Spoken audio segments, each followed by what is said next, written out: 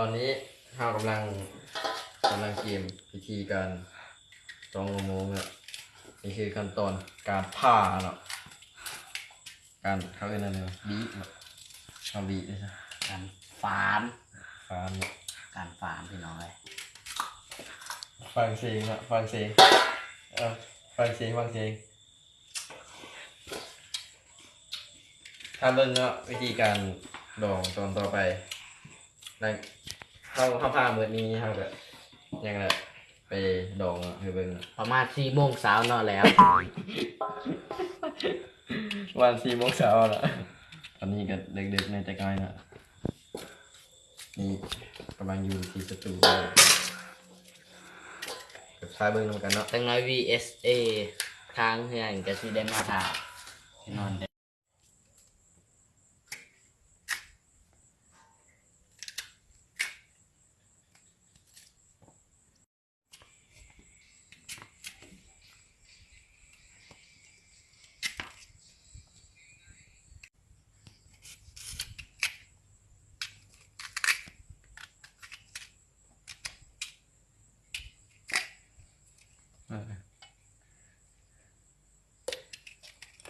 แซ่บขนาดนั้น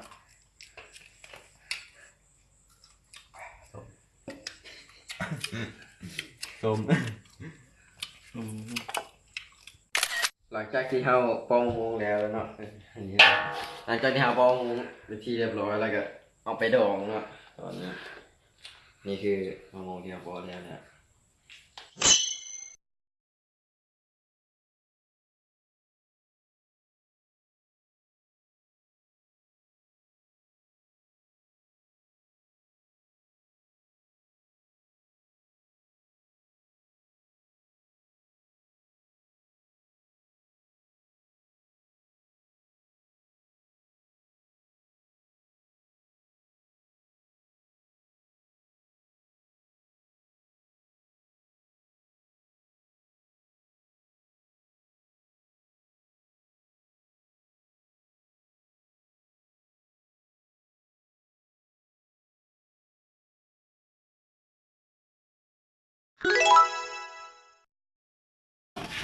แห้งจำลิงกังเก่า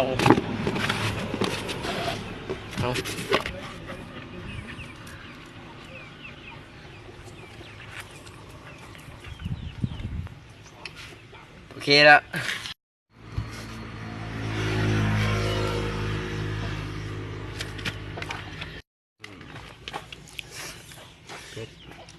นี่คือสีสันตอนที่เราดองแล้ว ตอนนี้ก็ครบปีนึงเลยนะที่เราดีดอง ที่เราดองไว้นะครบปีนึงแล้ว ตอนนี้ก็ หนาวแล้ว เอามากิน พอดยำหนาวเลยนะ ยามหนาวเนาะมึงบักเลยก็ถึงสิเห็นซ้ำ ยามหนาวเลยเนาะตอนนี้เนาะประมาณเดือน11 12เอาดองไว้เป็นปีเนาะตั้งแต่เดือน1บ่ตั้งแต่เดือน13นี่เงี้ย มึงกูเลยเอา สักเดือนของชื่อไม่ได้นี่คือผลงาน เบิ่งกูเอาขึ้นมา เอาบักอันนี่กูเอามาเป็นหน้าเลยขึ้นมา พิษเนาะเบิ่งสภาพคนกินแล้วนะปากซีดอยู่ตอนนี้แล้วเห็นเลือดปากกระฟูร่องเนาะ โอ้ยมึงเอามือลงโจกเอาเสียบอสเลย อย่าปากเดียวมันจะขึ้นมากแล้วเนาะ ตอนนี้ครบปี ป นึง ลาดลง ตอนนี้ครบปี อะไรวะ พอดีปีนึงเที่ยวดองไว้เอากลับมากิน ขี้แล้วกัน เสร็จสันมีละกินเนาะนี่แหละวิธีการดองของหมูแบบหัวบันนา หนัวมึงจังเป็นสาดเนาะไม่ได้เอกเลยนั่นนี่อันนี้โทษครับ โอ้ โอ้ เบิ่งเนาะคุยหลาย วิธีกินนะ ๆมีแต่ว่าเพชรเนาะเจ้าขนาดปลาเด้อ เจ้าของซานเอฟโฟเนาะเพื่อนเอามาแต่ดาวของเรา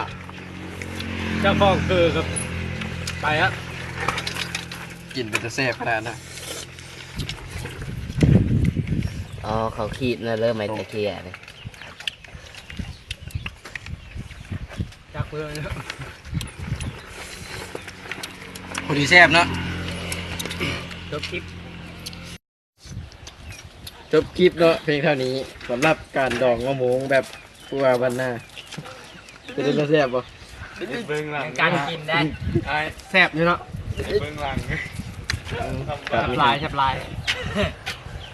ผมคลิปเพลงเท่านี้เนาะ เฮ็ดตัวอย่างเขาแล้ว อย่าลืมกดไลค์กดแชร์แล้วก็เข้าไปติดตามช่อง YouTube ผู้ว่าวันหน้า เดี๋ยวเพลงเท่านี้ ซอย นะ กันในเดินเนาะ ตัวอย่างคลิปเลยจ้ะ เดี๋ยวเพลงเท่านี้